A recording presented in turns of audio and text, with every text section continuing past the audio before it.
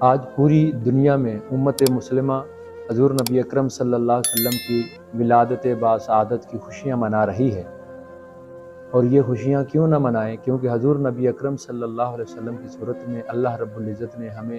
کائنات کی سب سے عظیم نعمت عطا فرمائی ہے، لیکن اس نعمت کا جہاں چرچا ضروری ہے، جہاں اس نعمت کا شکرانہ ضروری ہے، جہاں اس نعمت کے حسن و جمال کی، کردار کی، اخلاق کی، محبتوں کی بات ضروری ہے، وہاں یہ بھی ضروری ہے کہ حضور نبی اکرم صلی اللہ علیہ وسلم کی سیرت کو اپنا کر اپنی زندگیوں کو کامیابی اور کامرانی کا مسافر بنایا جائے۔ آج کا انسان حضور نبی اکرم صلی اللہ علیہ وسلم کی محبت میں گلی کوچے، بازار، گھر بار روشن کرتا نظر آتا ہے، لیکن جب سیرت و کردار کی بات آتی ہے تو اس وقت دکھ اور تکلیف کے ساتھ ایک عجیب احساس پیدا ہوتا ہے۔ اس تصور کو شاعر نے اپنے انداز میں یوں بیان کیا ہے۔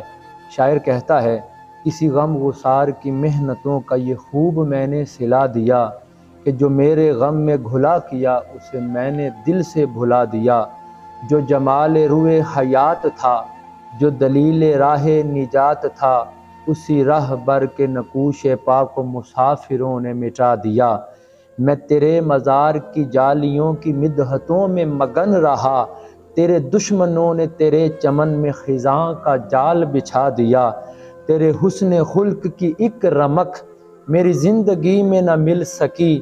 میں اسی میں خوش کہ شہر کے در و بام کو تو سجا دیا، تیرے سور و بدر کے باب کے میں ورق الٹ کے گزر گیا، مجھے صرف تیری حکایتوں کی روایتوں نے مزا دیا،